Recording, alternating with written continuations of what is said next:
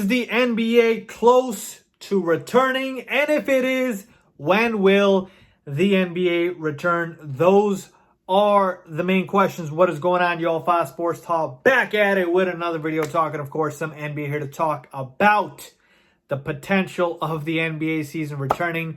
Before I get into that, if you're new to the channel, guys, make sure you go ahead and subscribe. I bring you the latest and greatest sports news. So make sure you are subscribed and turning on my post notifications so you are notified every time I drop a new video, because I do so pretty much every day. Okay, guys, make sure you do that and follow me also on my social media links down below in the description as always. So I posed the questions. We've got some updates. Okay, we do have some major updates. So let's talk about what those are, about the NBA potentially returning, and let's dive into it. So as we all know, the NBA had been suspended since March of this year, and so has pretty much every other sport due to the pandemic, of course. And we haven't heard anything about, when the NBA would return, and it's May at this point, so it's been quite a while. And it's a very fluid situation, obviously, because we see, obviously, with states, different states have different days for opening. Some are open, some are closed, some are still in stay-at-home order, some aren't. So it's been a very fluid situation, folks. But we finally might have some light on this situation. There might actually be light at the end of the tunnel, and that is because of what Adrian Wojnarowski of ESPN and Shams Charania of The Athletic are reporting. So I'm going to show you guys their tweets, and let's discuss and dive deeper into it. So Shams, we'll start with him, who basically said the NBA and NBPA are forming a working group and have a call Tuesday to discuss return to play strategies, and will include NBPA President Chris Paul and players Russell Westbrook, Jason Tatum, Kyle Lowry, Dwight Powell. No idea why Dwight Powell is in that meeting, but beats me. All right, let's continue.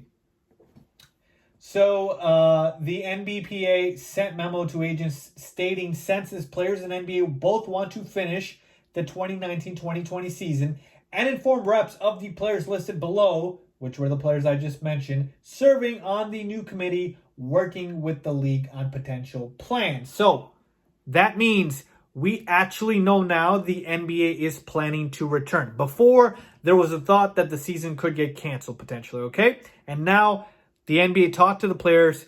The players have made it very clear they want to resume play. They want to do whatever it takes for the NBA season to resume. Okay, let's continue.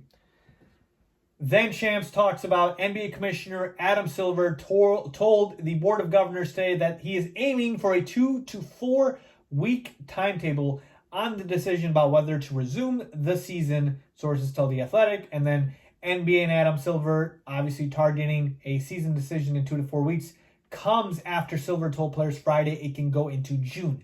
And now, for the first time since the coronavirus stoppage started on March 11th, we have a specific time frame. Okay, so a lot to unpack there, and essentially what we get out of that is now we actually have a timetable. Okay, Adam Silver had said before we don't know when the NBA could return. Now he's hoping to make a decision in 2 to 4 weeks about what is going to happen. Okay, 2 to 4 weeks would put you right at about June, and that could mean the NBA could potentially return in July, because you got to give these guys some time to obviously get their body right and practice and whatnot. So that is what I get out of that. Now let's take a look at what Adrian Wojnarowski tweeted, because that is also important and has some valuable information.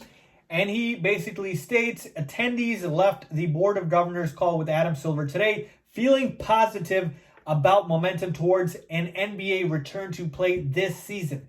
Discussion included how league/players will need to get comfortable with some positive tests for virus not shutting down a resumption. Okay, and continuing to that, among factors league studying in ramp up to final decision, understanding trajectory of new cases, understanding who's getting severely ill and why, developments in testing, and how other sports are handling positive tests among participants and continuing to play, sources say. And finally, once the NBA formalizes a return to play, the league indicated to teams that the plan would be to standardize coronavirus testing among the 30 teams. So there you have it. A bunch of information, a lot to unpack there. So let's get right into it, okay? Folks, the biggest issue with returning to play was what? The testing, okay? Testing is key here because if the NBA is going to return, you need to test these players all the time. I'm talking about every single day to make sure, obviously, nobody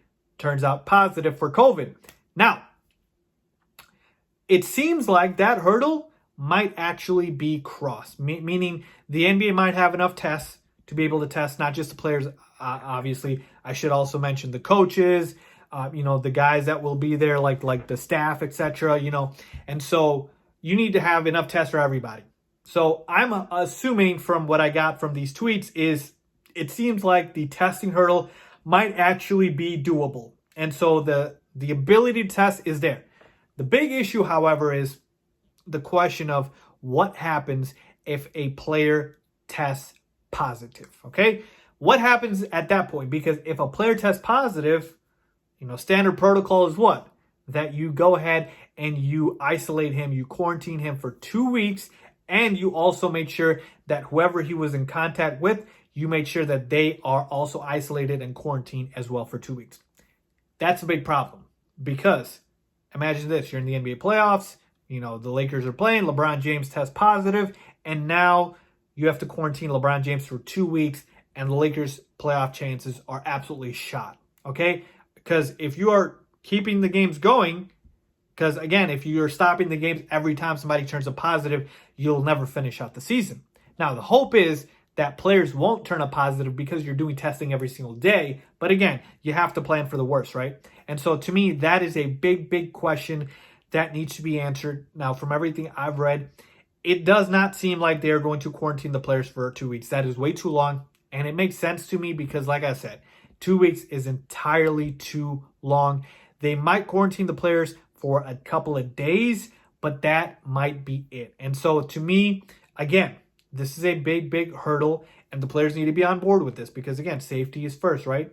And so the biggest thing is if a player tests positive, then that means he does not need to be out for the 2 weeks versus a couple of days, okay? So that's huge. And again, if it spreads to an entire team, does the entire team, now have to sit out and forfeit games? Like, again, it could be a lot here that we have to deal with in terms of worst case scenarios. But what Adam Silver mentioned in those tweets was players and teams have to get comfortable with positive tests because there is no way, absolutely not, the NBA is returning if the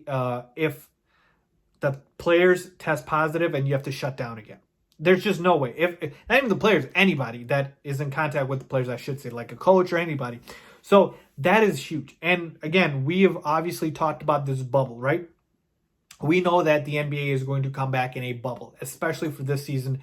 I was not comfortable with this. I'm still not comfortable with this. But again, at this point, beggars can't be choosers. I have to take what I can get. And I miss my basketball. And I want it back. And this is what I have to do to take it. I will take it selfishly, okay? And what a bubble means is essentially the NBA will go and play in one city. They're saying it's going to be Florida for Disney World right now. There was talks about Vegas as well. We don't know yet. But they'll go to one city and they will have all 30 teams there in one city. And they will basically create this bubble where all the players will stay in, the same area, the hotel, the courts, and you can monitor everybody. And again, I'm not just talking about the players, I'm talking about the coaches, the assistants, etc. And you can monitor everybody and test them every single day until the NBA season finishes. And the reason for that is because obviously with fans being in the stands, that is unfortunately too much of a risk at this point. You don't want to take that risk. And a lot of states aren't even allowing crowds, let alone crowds of more than 10 people. So 15, 20,000 people, I mean, forget it at this point. So that's not going to happen. And so it has to be a closed arena with no fans. Now, one proposal I have heard to make the, livelihood of, or I should say the live arena feel of the courts itself with no fans is to pump up fan noise and have TVs there with virtual fans kind of, cheering on their teams. Again, that seems like, a lot of work, but again, the NBA obviously will look into it, I'm sure. But yeah, they would be in this bubble. and they'd be able to test the players every day. And that is how they would hope to resume action and make sure that nobody tests positive. And here's the thing, folks. Okay, I know a lot of people are going to say, Faiz, there's too many holes being poked here. Again, if a player tests positive, you're putting that player in risk. If you're not quarantining for 2 weeks, you're putting that player's family at risk if you're not quarantining that player for 2 weeks, etc. I get that. Totally do, folks. Safety is obviously the biggest thing here, but you have to remember a couple of things. Everybody is waiting for a vaccine, right? That's the biggest thing, right? Everybody wants a vaccine for COVID. But if a vaccine is here in record time, which is a year, that's a record time, by the way. Vaccines on average take 5 years. If a vaccine is here in a year, I bet you a lot of people, some of you out there as well, would be very reluctant to take a vaccine that was rushed, that may have not gone through the proper protocols, that may not have been tested properly, that the long-term effects of that vaccine have not been completely studied due to the reduced time constraint. And so even if you get a vaccine, are you sure it's going to be 100% guaranteed? Are you sure you've tested out all the long-term effects? Are you sure you would still be comfortable taking it, knowing that this vaccine was made in a record amount of time versus a normal vaccine, which takes about 5 years on average? So again, I'm just saying, even if a vaccine is here, I'm not saying that's the end-all be-all. That is still going to be tricky because vaccines are also not 100%. They're like 40 to 60%, okay? So to me, again, there's a lot of complicated issues here, but just to point that out. And the other thing too is if you've been studying the data and you've been looking at it, we know that COVID-19, for the most part, is very much susceptible to those that are elderly. A lot of the cases have been clustered in nursing homes, and it's susceptible to those of people with pre-existing conditions.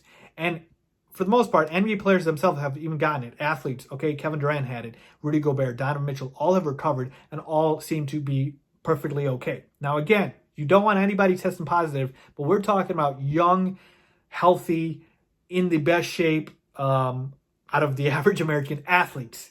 And so they would be probably at the least risk if you would talk about anybody. Again, does not mean we don't want them to be safe, but we have to look at the data and see what the data says. And the data says that those athletes would be the safest out of anybody. Okay? So to me, again, even if you had a vaccine, it still wouldn't be as, comfortable as people think, and it wouldn't solve everything like people think. So to me, it's a complex situation. The NBA is working towards it, and I do think they will find a way to mitigate the situation and find a way to resume play. If I had to guess, I do believe the NBA does return in July in a bubble, in a closed stadium, with daily testing and being able to, move forward with that. Now, again, as far as how many people are going to be within the games, you'll probably have, obviously, the players, the coaches, you'll probably have the commentators you need for TV purposes. But again, we don't know. But for the most part, the reason I say that is because if we look at the timetable right now, and you have, let's say Adam Silver decides, okay, in 3 weeks, we're going to resume play. Well, in 3 weeks, you will go ahead and be at the end of May. You'll have all of June and all of July. You give the players at least 3 weeks to a month to get in shape. There's absolutely no way you can just restart like that. You need to give them some time. Give them that time to get in shape.